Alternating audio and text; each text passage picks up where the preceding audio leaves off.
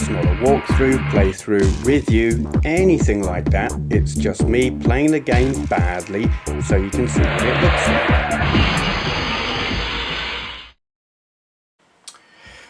Right then, it's the Ridey. I can't believe I said that.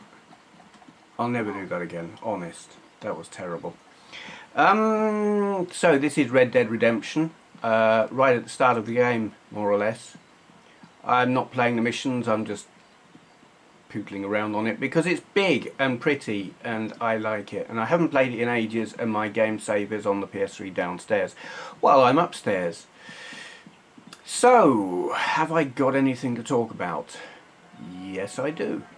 I was watching a video yesterday by Rich, Review Tech USA, and he reported that Sony have announced they are going to be producing a 3D headset, virtual reality style thing. What do I think about that? Because this was news to me. I haven't heard it anywhere else. I'm going to take Rich's word for it. He's generally he's very good at reporting the news. I tend not to look around all the gaming websites. I just watch his videos and he does all the hard work, or his viewers do, in reporting the news and rumours. So, you know, some things turn out not to be the case, but we'll take it at face value and say Sony are going to be bringing out a 3D virtual reality style headset in 2014.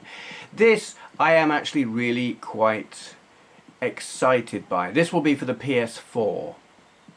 I like this plan. The Oculus Rift is another 3D headset thing that is in development. It's a Kickstarter project.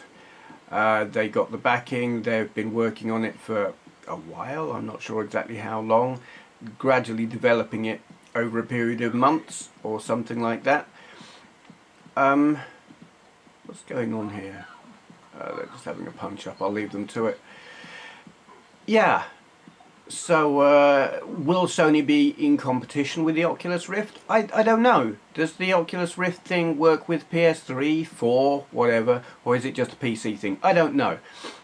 Thing is, I have always been fascinated by the whole virtual reality concept. I never got to have a go on the virtuality things that were out back, oh, I don't know, in the 90s. They used the Amiga 3000 to power them, arcade systems with a whopping great big massive headset that was very cumbersome and clunky, and they had problems. They the motion tracking was very, oh dear, was very laggy. I don't think I'm going to go this way. The motion tracking was laggy, and so people had the motion sickness and all of that lot, and it gave them headaches. I've got a Virtual Boy. I really like it. It's one of only 2 Nintendo pieces of hardware that I can honestly say I really like. And it's flawed. It's very, very flawed. I'm completely, regardless of the fact that I love it, I totally acknowledge the fact that its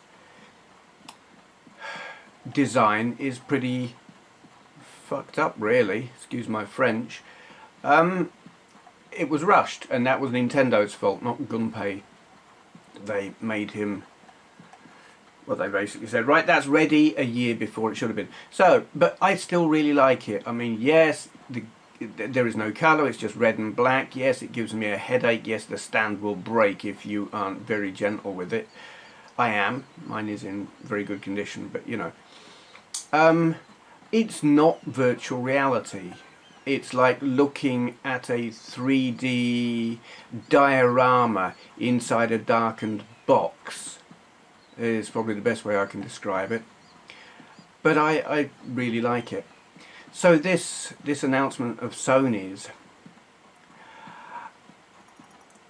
Oculus Rift, they appear to have the technology sussed. Their motion tracking apparently is good, not laggy, so I've heard.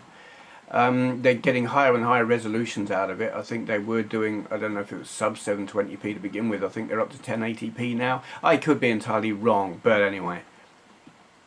And it doesn't do the whole diorama in a box thing. It fills your field of vision.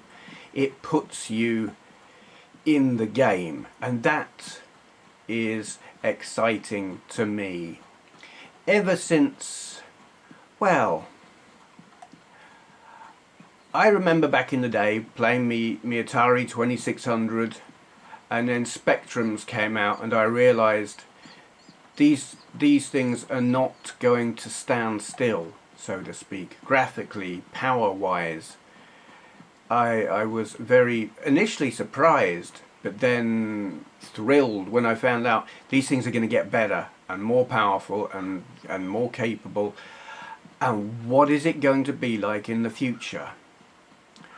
And then the PS1 came out, and in fact before the PS1, I mean, I started playing 3D stuff on the Mega Drive with hard driving, and stuff on the Amiga, plenty of 3D flat shaded polygons. And then we started seeing texture mapped games like Doom I had on my 32X. And this is the point I started to think, well, how far can they push this? At what point do the graphics get so good that they just can't make them any better because they look just like the real world? They're not quite there yet, but the question on my mind was, what will they do next? Once they've got the graphics so good that they look like the real world, where can you go after that? And I think the answer may be virtual reality.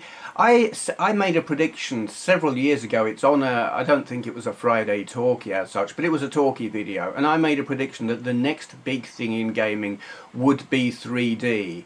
Now, I was talking about 3D as in what you can do with the PS3 on a 3D TV, where you've got to wear the glasses and you're looking at the screen and blah blah. I like that. I don't have a 3D TV because they're expensive and I am poor. But I have watched 3D TVs, I've seen 3D in the movies. I love it, I really like it. But clearly that is not the next big thing. Sony pushed it and pushed it and pushed it and no one gave a crap. Shame, but there you are. Virtual reality. Here's the thing, I mean, Rich, Review Tech, made the point that peripherals, add-ons to gaming systems tend not to do really well. I mean, the Wii did alright bringing a new control system to gaming with the whole Wiimote wave your arms around thing. It sold well, and then people got bored and left it alone. But things like the Kinect that you add to your system later on, people just didn't give a crap, and those who bought it didn't like it anyway. So will a 3D headset add-on do well? I don't know, you see. I think the Wii didn't do well and the Kinect didn't do well because people don't want to wave their arms around and do stupid things to play the game. They just want to play the game, and it changed all of that. They want to sit on the sofa and play. We stopped them from doing that. I think a virtual reality type headset may be different and the response may be better because you can still sit your ass down on your sofa with a joypad in your hand and play your game.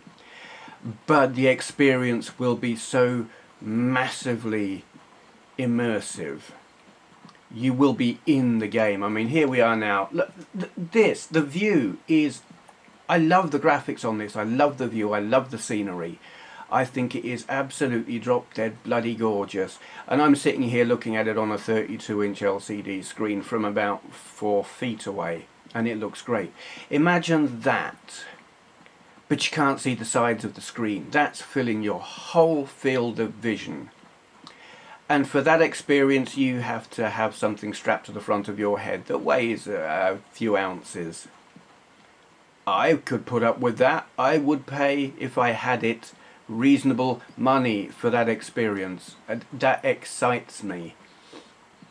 And you imagine that in 1080p with more detailed graphics than this, and in a first person view, and you want to look around, you don't have to do it with that pad control thing. You just turn your head.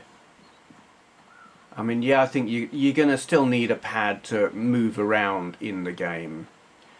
I don't see a way around that. You don't want to get up and walk around your living room, and if you did, you'd walk into a wall and maybe hurt yourself or break something.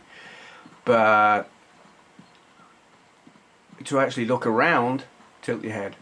I just can't help but be excited by that. So, Oculus Rift, they seem to be mastering the technology. I hope they have the finances and the marketing know-how and the manufacturing aspects of it all sorted out. I hope they can get that done. And it might not matter if they can't, because Sony, if they can get the technology right, and let's be honest, they are seriously shit hot when it comes to making electronics and displays and stuff. I mean, if they can't make the display themselves, they can sure as hell pay someone who can. And they will be making something that is specifically for the PS4, not something that is adapted from a PC system, or, you know, something that's got to suit various different systems or whatever. It will be fine-tuned, tailored or whatever to the PS4. They could balls it up, but I hope they don't. I would love to get my hands on something like that. There are no guarantees in it with a thing like that. But I think they probably stand a better chance than, say, even the Oculus Rift does. Because they're Sony. Because they have a system to put it on that they can tweak it to. You know it's going to work on a PS4 because it was made to. You know the PS4 will have enough power to do it, where maybe your PC on the Oculus thing won't. You have more... There's a bit more security in it, I think. Maybe more guarantees, unless they do a Sega and decide this isn't selling, so we're dumping support for it. You know. I would buy one if I had the money. I really hope Sony do it and make it work, and it's popular. I think it's I can't say that is the future, but I can say that is the future I would like to see. I would like to play a game like this and be in this world. You know, turn my head, and that's what's there. Oh God. You kind of got to wonder if that takes off, and that kind of technology, because you know, if the Oculus Rift succeeds and Sony succeed, everyone else will get in on the act. You know, Microsoft will have to do one. I don't know about Nintendo. They're just completely off the wall at the moment. I don't know what they're doing.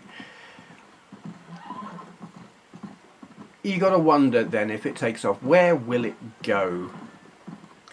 You see films and you read books where the whole of civilization has basically crawled up its own arse, and everyone's just hooked into their virtuality or virtual reality machines. You know, they're living life online in virtual worlds, in virtual bodies and whatnot, and their real bodies are just sitting at home hooked up to a machine, wasting away. Their muscles atrophying. Wow, who's been watching The Matrix then?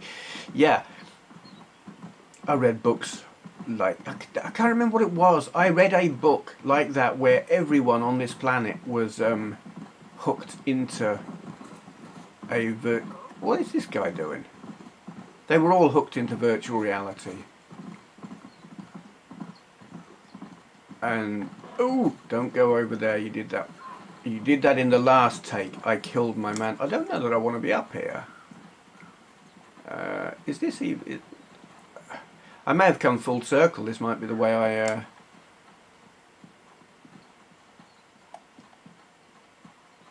know if this is the way I got here. Probably not. I could look at the map if I could be bothered and remember how to do it. But I can't. I'm going down there. Yeah, gotta wonder, where would a thing like that lead to? I don't know, but I like the idea.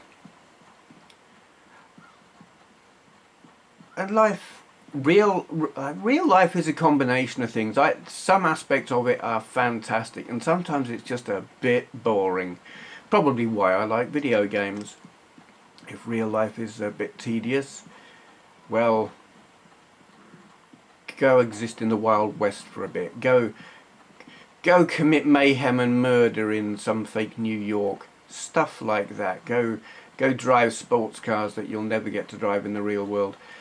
The more real they can make that, the better, I think.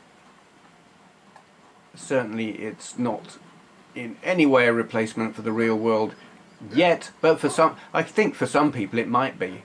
It could probably get quite unhealthy. Virtual reality addiction could become like drug addiction, but at least, well, they won't be out committing crimes to get their next fix, though they might be out committing crimes to get the next console or the next headset with the higher resolution or the better motion who knows? Pure speculation. I think I've made my point. I want it. I want one. I will just have to go and rob a bank to afford it. Well, I've got the brightness up a bit high on here. Okay, whatever.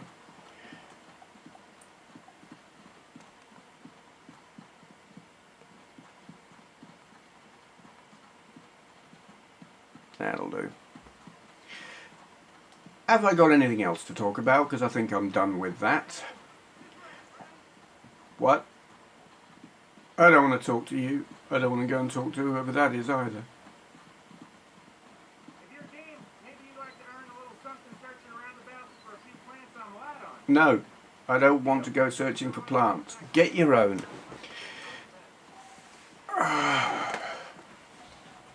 No. Bunny. Bunny. Yay. Now I should pick it up, but I just shot it for fun, because I'm mean like that.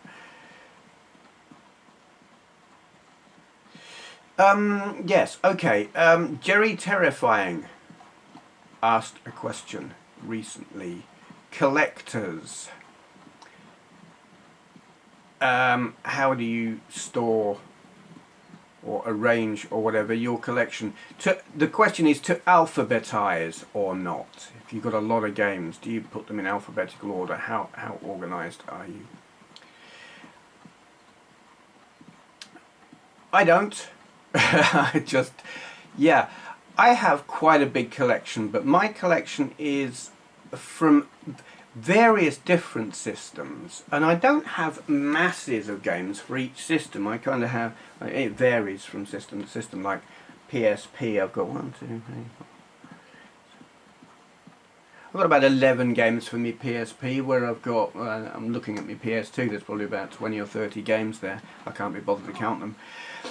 But I don't alphabetize them because space is an issue. I think trying to alphabetize my whole collection, like every single game for every system, it would be impossible because they come in different sizes, and the shelf sizes that are available in here are all very varied, so I put things where they will fit. That being the case, sometimes I have to put stuff behind other stuff. So rather than worry about alphabetical order, what I do is make the games that I play the most often, I make those the most accessible. I put them to the front and I put the rubbish ones to the back. Or with some, say like me Dragon 32 games, I don't play them a lot. I'll play one for the sake of making a video, and then I'm not likely to play it again for quite some time. So I put that one to the back. If I played one, it goes to the back, so that the ones I haven't played are to the front, so they're easier to get to when I'm going to make a video. That's how I do it. Looking at it, I mean, what does it look? I'll tell you what it looks like. It looks like an old video games shop from the early to mid 80s that had a little bit of everything, and it was all just crammed onto the shelves as best as they could fit it when it was really quite a small shop, because this is a small room. The only thing that I do in terms of organising it is make sure that all the games for each system are together. So Mega Drive is with Mega Drive. It's not, there's not some Mega Drive here and some Mega Drive there. You know, they're all together. And that is about it. Systems, I try and have the systems grouped together, like the Commodore systems together and the Sinclair systems together, but sometimes even that's not possible because shelf space is incredibly limited in here. It's a small room. I had more room in the bigger room, as you would, because bigger rooms are bigger than small rooms, but the shelf space actually isn't a lot different. I just have it more tightly crammed in here.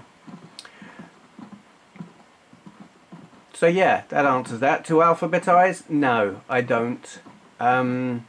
If I had the space, would I? Do you know what? I don't know. Maybe. I used to... Did I? I mean, I've had collections of things in the past, other than games, like VHS videos. I've still got a load of them, but they're all in boxes now. They're in storage. DVDs, books. I think I alphabetized the books way back many years ago. I had them, you know, I had quite a bit of shelf space. This was before I had a massive collection of other stuff. So I alphabetized my books. But not these days. No. Isn't it pretty round here? So anyway, moving on. I do have another topic. I was going to do this in a Benway's World video, but I was going to go out and do it. I was going to find somewhere nice and scenic and sunny and answer Pattimus's questions. But it's pissing it down out there, and I don't want to go out, so I'm going to do it here. Wow, is this a lake? I do believe it is. I like lakes. This one looks like it's covered in oil. Ooh.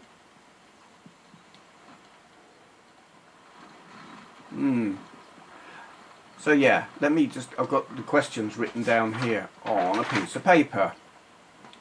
I'll link to her video where she asks these questions. First question is, how are you, motherfucker? How am I?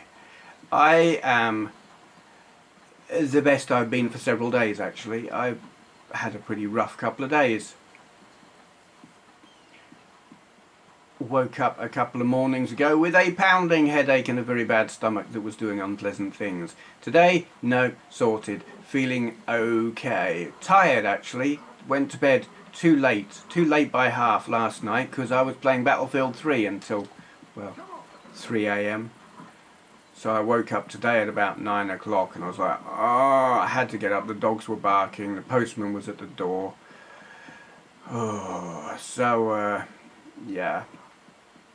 I've been back to bed, didn't sleep much, got up again, came in here to make a video. Feeling better. I've eaten. I always feel more human after I've eaten. So that's how I am. Alright, question 2. They're making a movie about your life. Who makes it? Who plays you? Who does the musical score or soundtrack? Oh yeah. Could have fun with this. I actually had to think about this. A movie about my life. Well, that would be pretty damn boring, I can tell you. So it's going to have to be seriously fictionalized. That there will have to, what do they call it?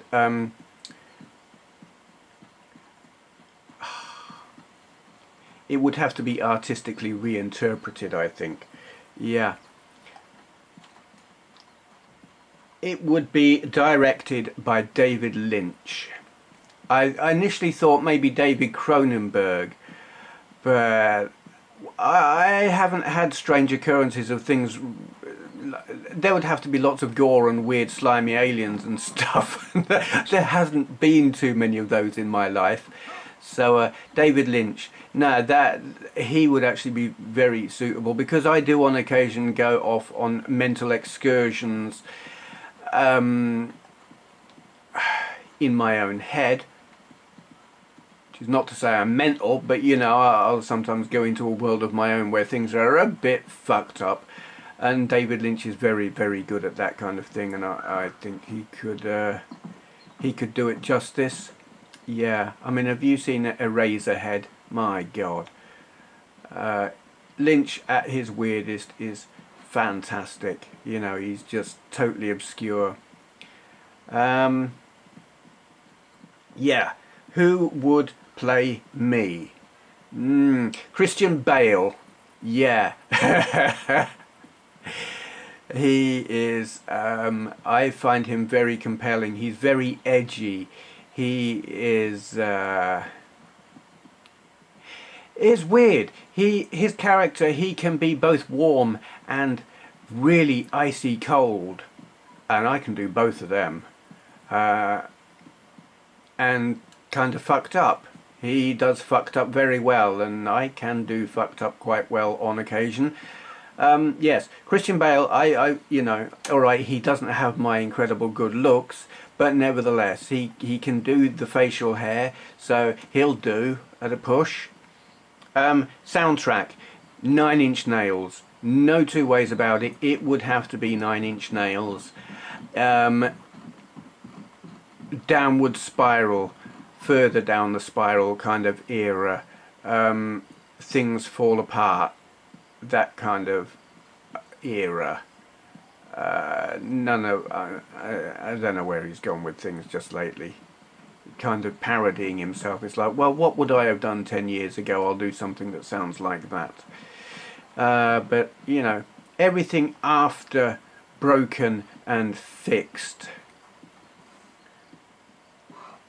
was awesome for quite a long time.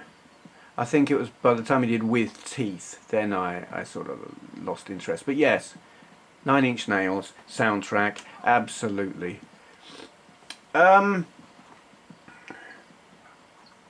What fictional characters do you feel you are most like? Okay, I covered this already, so I'll just do a quick recap. What there? Most like was Roger and or Stewie. Ah! Oh, alright, we'll just cross the river. I hope this horse can swim. Is it a river or a lake? I don't, oh. Oh.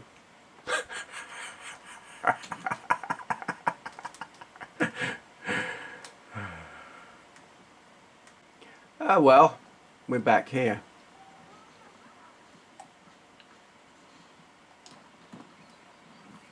And now it's dark.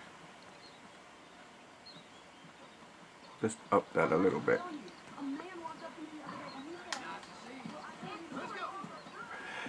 Yeah, so what fictional characters do I think I'm most like? Roger the alien out of American Dad, Stewie Griffin out of Family Guy. I kind of identify with them, but if I'm really honest, I'm probably most like Milhouse out of The Simpsons. I've explained that one already, so I'm not going to cover that in any detail.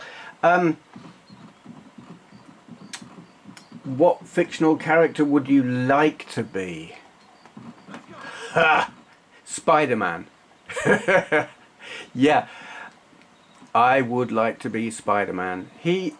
This is going to sound really bad. When I was a kid, when I were a lad, bring on the Hovis music, I did not have a good relationship with my father. I have never had a good relationship with my father. He is a complete wanker. He's not dead. I talk about him in the past tense, but past tense, whatever. But no, he's languishing in some old folks' home with dementia. He doesn't know who he is, or anyone else come to that. So yeah, I did not have a good relationship with him. So he was not in any way a role model for me, and neither was my older brother, because he was also a wanker. Last thing I heard, he was in prison. No, I think he's out since then. But anyway, you wanted to know this. Here it is, all the dirty laundry being aired in very public. Oh my God, don't do that. So yeah, I was seriously lacking role models. And life was not fun. So I kind of, escapism was a big part of my life. I read comics. And the one that probably I identified with or was, oh God, most into was Spider-Man. Spider-Man became my role model. Not so much that with great power comes great responsibility, just the do the right thing kind of attitude. Doing the right thing mattered to me because of Spider-Man. And because the right thing was absolutely not being done in my family by pretty much any member of it, except my sister. She's cool, and she was cool then. So I always wanted to be Spider-Man. I cared about doing the right thing, but I completely lacked the superpowers. And that was a damn shame, and I still think it's a damn shame. I would like to crawl walls and swing from webs. There is a complete lack of skyscrapers to swing from in Worksop, which is very unfortunate, and even Sheffield wouldn't be great. There's a couple of tall buildings, but you know. Spider-Man kind of wouldn't make sense in many cities other than New York, really. He's kind of limited as a superhero in that respect. Yeah, that's who I would want to be if I was going to be a fictional character. Well, it's pretty around here. Stop, horse. What kind of horse is it that can't swim? I mean, unless that was like a lake full of sulfuric acid. I can't believe the bloody thing drowned me. That was crazy. Oh, this is going to stop me going across here, isn't it? I haven't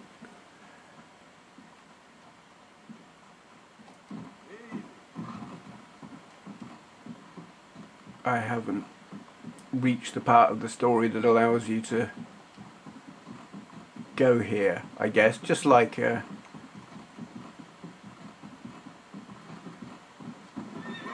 no, you ain't gonna do any of that, are you, horsey?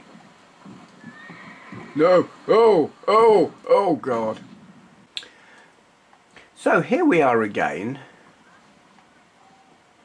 I blame the horse. Nothing to do with the rider. At all. Not remotely. Come on, get a move on. Move. Yay. Come on. Run. I don't know where we're going. Alright. That's that one. Question 5. Where are you? I'm in my games room. But that's not what you want to know. I am in Worksop. It's a ex-mining town in, well, I guess you'd call it the North Midlands. It's not, I mean, it gets described as the North East, but we're not really in the East. We're kind of slap bang in the middle of the north of the Midlands. Does that make sense? North of Nottinghamshire, just south of South Yorkshire. I like Yorkshire more than Nottinghamshire a lot. But anyway, what the hell am I doing here? Because as a lot of you will know, I come from Milton Keynes. Well, actually, I don't come from Milton Keynes at all. I was born in Northampton.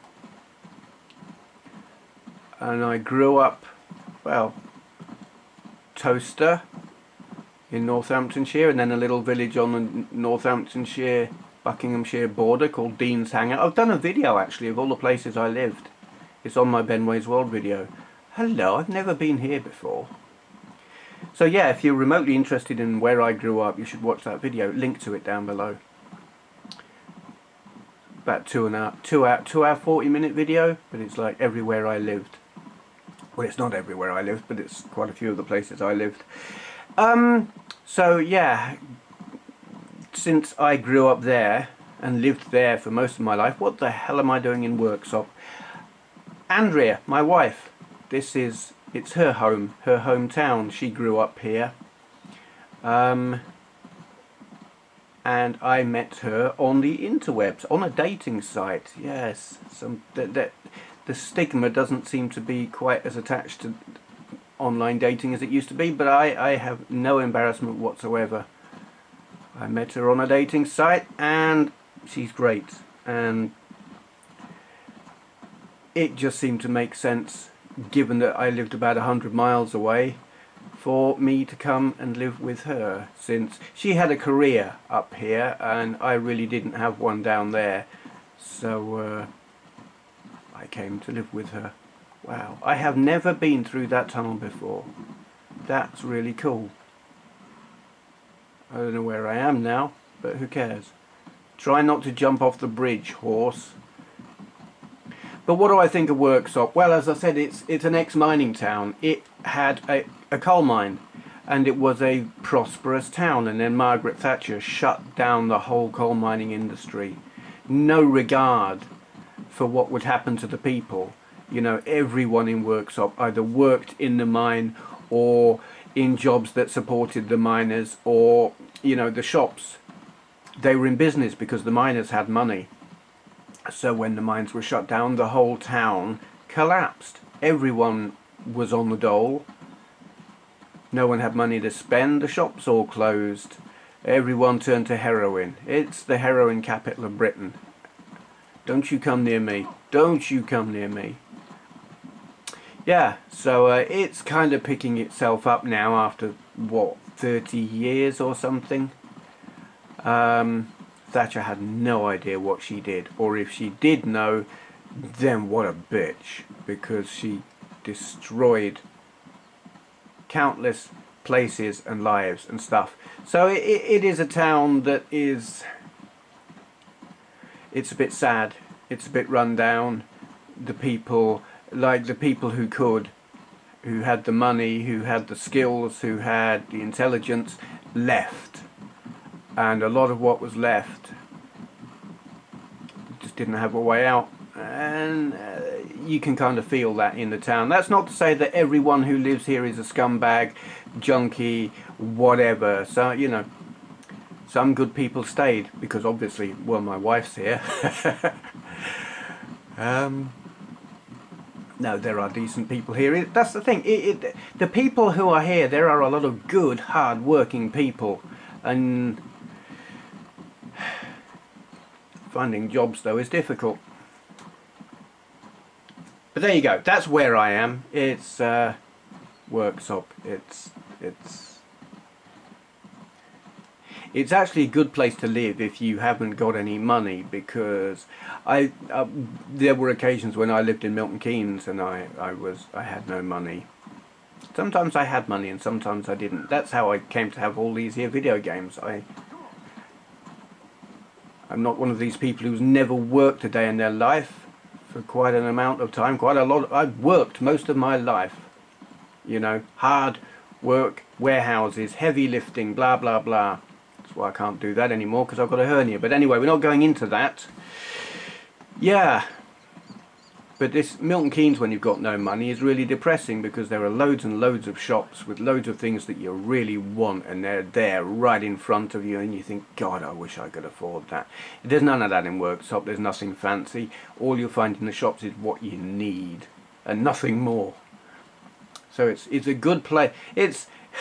It's an easy place to find yourself unemployed, because there's not a lot of work. But it's also, in a way, a good place to be unemployed, because it won't make you feel too bad about it, because everyone else is unemployed and there's nothing in the shops to look at and think, oh, I wish I had that. Saying that, I mean, people are going to be saying, so what, you're on the dole then? No, I'm not. But I make a tiny little bit off of stuff on the interwebs. That's none of your business. So stop asking. Yeah, okay. Next question. On the soundtrack of your life, what song represents your life right now? Question 7. What? What? No, that's question 6. Ah, The answer to question 7 really doesn't go to question 6. Alright, question 6. On the soundtrack of your life, what song represents your life right now? Alright, yeah, well this, having said what I've just said, will probably be quite obvious why I picked this. Limbo by the Throwing Muses. It's a brilliant song, and yeah, I feel kind of in limbo at the moment. Financially going nowhere, and that affects your life.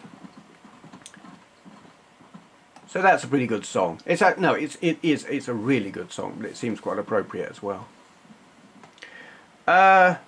Question 7. Would you have your got a bit high pitched there. Would you have your memory altered to die happy, even though the memory is not real? I've written down my answers here, and on most of them I've put a little bit of detail, but on this one I didn't. I just put no.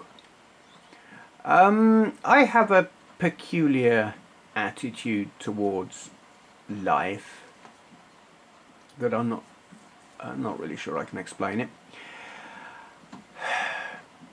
I welcome the bad with the good. I don't know who it was who said between grief and oblivion I would choose grief. I don't. There was someone famous who said something like that. Probably nothing like that at all. But you know you're alive when you feel something, even if that something is indifference, or boredom, or if things are really shit. They're not. I am happy with my life. It is kind of going nowhere at the moment, but the nowhere that I'm at, I am quite happy with. I have a fantastic wife. I live in a nice house. I have nice people around me. I have cool toys. I have a very satisfying hobby. So I'm never bored. I'm rarely unhappy. But no, I would not change or alter my memories when I die so that I will die happy, because I will die happy anyway, and even if I was dying bloody miserable. No, I think life is what it is. You take what's handed to you and you appreciate it for what it is, and if it's shit, well, at least you know you're alive. Does that make sense? I don't know. I think part of that comes from, like, I have this appreciation of art, and some of the art that I like is really, really ugly. There's this piece of sculpture in Blackpool that's it's a big piece of metal with spikes on it, and it's really rusty. It's ugly, it's butt ugly, and I think it's fantastic. You know that the person who made that didn't just... It's not like one of those piles of bricks you get in the Tate or whatever, or a toilet and a load of tyres, and you're just thinking, are they taking the piss? It is really properly ugly, and it's fantastic, and I really like it. So yeah, that answers that question. Would you alter your memories before you die to make them cooler or whatever? No, I wouldn't. I would take what I was given and be thankful for it. And then I'd die, and it wouldn't matter, because I'd have forgotten anyway. Well, I wouldn't have forgotten, I'd be dead. I don't know what happens after you die. I am not religious, but I'm not convinced that once you're dead, that's the end of it. It could be, I wouldn't be surprised if it was, but that would be disappointing as well. And I'm open to the possibility that there's something going on that we're not aware of. You know, maybe we're just playing a really good video game.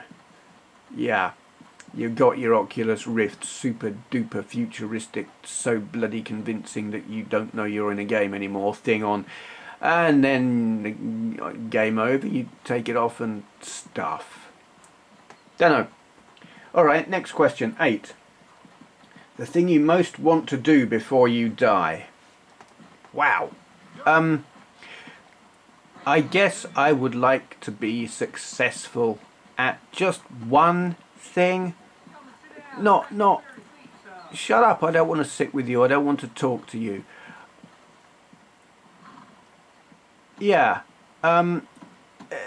just one thing, and I guess I don't care what. Piece of music, a video, go viral, reach millions, not necessarily be rich, but just an element of success, an element of respect, you know, acknowledgement, something. And I don't want that for nothing. I don't want to just knock together some half-assed thing. Oh my God, don't do that, horse. You know, I'd like it to be on merit. I would like to be inspired enough to do something really good that's worth recognition.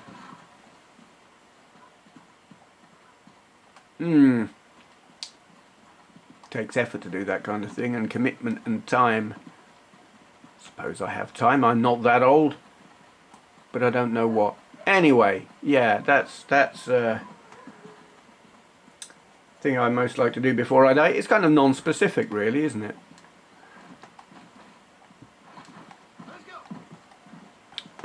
Next question. Oh God. What would you want to have your soul put into? An inanimate man-made object. Plants, rocks, etc. It must be on Earth. Yeah, I had a good think about this, and I know exactly.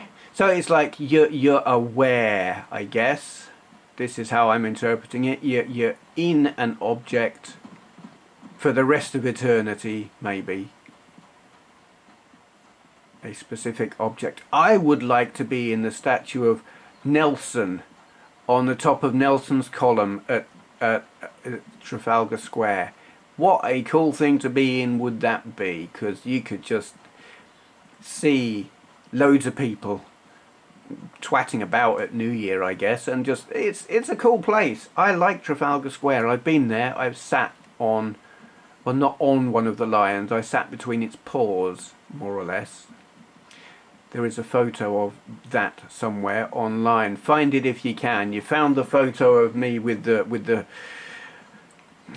open velvet shirt and the long hair. Find the one of me sitting with the lion at Trafalgar Square.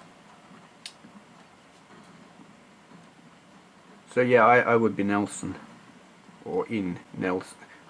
That sounds bad, doesn't it? I'd be in Nelson. Where'd that deer go? I want... lost it. Bugger it. Yeah, that's where I'd have my soul put. I mean, it wouldn't be... It's not that... Nothing is permanent. So, I mean, you know, how long would it last? A couple of 100 years before it crumbles and whatnot? Who knows? Come here, dear. Yay. Just for the hell of it. I should now get off my horse and skin it, but I'm not going to. It's... Oh, bunny. Come here. Oh, that's just not... Yeah. Such a brute. Anyway. 10th question. Add a question. Oh, you... What the... I hate these things. Piss right off.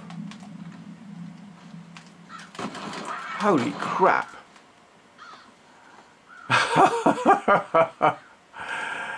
It's a moggy. You killed my horse, you bastard. Yeah, bleed. For anyone who's interested, there's a really cute kitten video on my Benway's World channel right now. It's the cutest kitten ever. Yes, right, question 10. Add a question and answer the question. You bastard!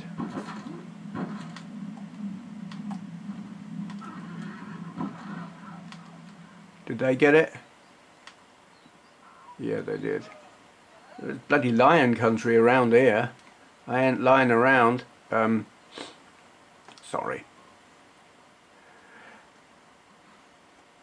Alright, my question. You... What's that? No! Get the fuck right off!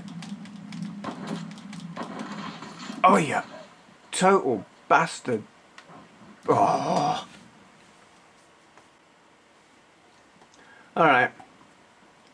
Question 10 is make up your own question and then answer it.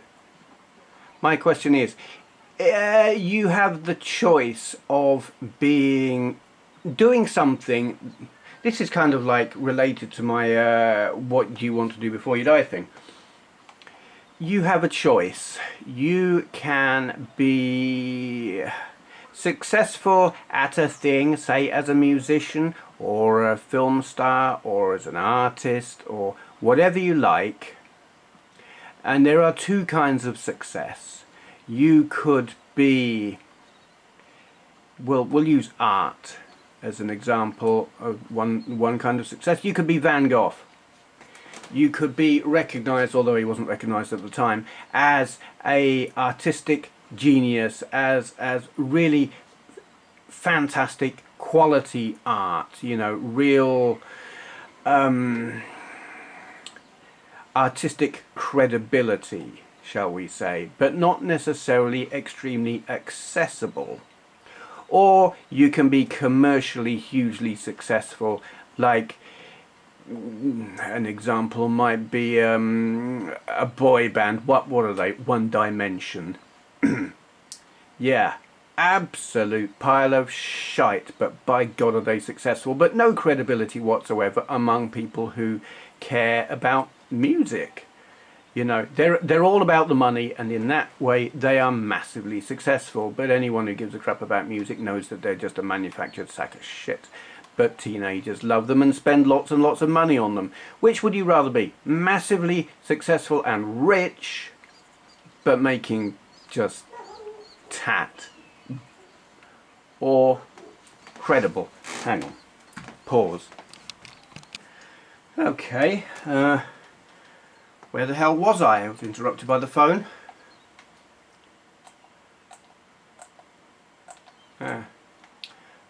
Yeah, so you can be either a credible artistic talent of some kind or another, but commercially, yeah, you get just enough to get by, shall we say, yeah.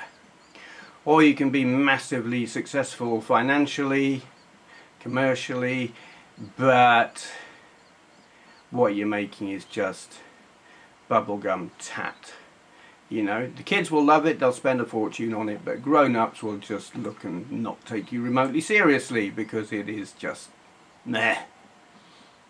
Which would you do? Which would you prefer? Because let's be honest, there is a lot of appeal to being absolutely bloody loaded. You know, all that money. Do you care about credibility? Would you care about credibility? My answer to my own question, no, I would much rather have the credibility than the money. I know what it is to live without lots of money, and though it can be inconvenient, it's, you know, so long as you've got a roof over your head and food to eat, it's all right. So, yeah, I don't know, with credibility and all that, you know, self-respect. Producing tat that lots and lots and lots of people would see. It would be kind of embarrassing, really, I think. Being loaded would certainly be nice, but I don't know. To live with that, like, huh, that's the person who did that shite thing. Nah, give me credibility, I think. Yeah, absolutely. So that is my question. Those are my answers. That is Pattimus' set of questions. I want a fishing rod. I've actually got a whole I've got a rod bag full of fishing rods up in the loft. I can't even, it's so long since I've been fishing, I can't even remember what rods I've got. I know I've got a 12-foot float rod, I've got a 10-foot match rod, I've got a carp rod. I can't remember what any of them look like. I've got a 6-foot telescopic. I've got other stuff. I've got a ledgering rod.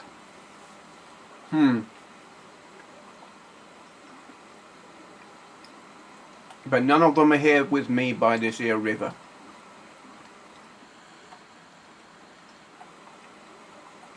And it's a bit warm apparently. And I'm eating a banana. You wouldn't know that by watching me, bloke. But there you go. I think I'll stop now, because this could go on and on and on and on. And I'm eating. Yeah. Shutting up. Thank you for watching. If you enjoyed this video, please consider clicking the thumbs up button.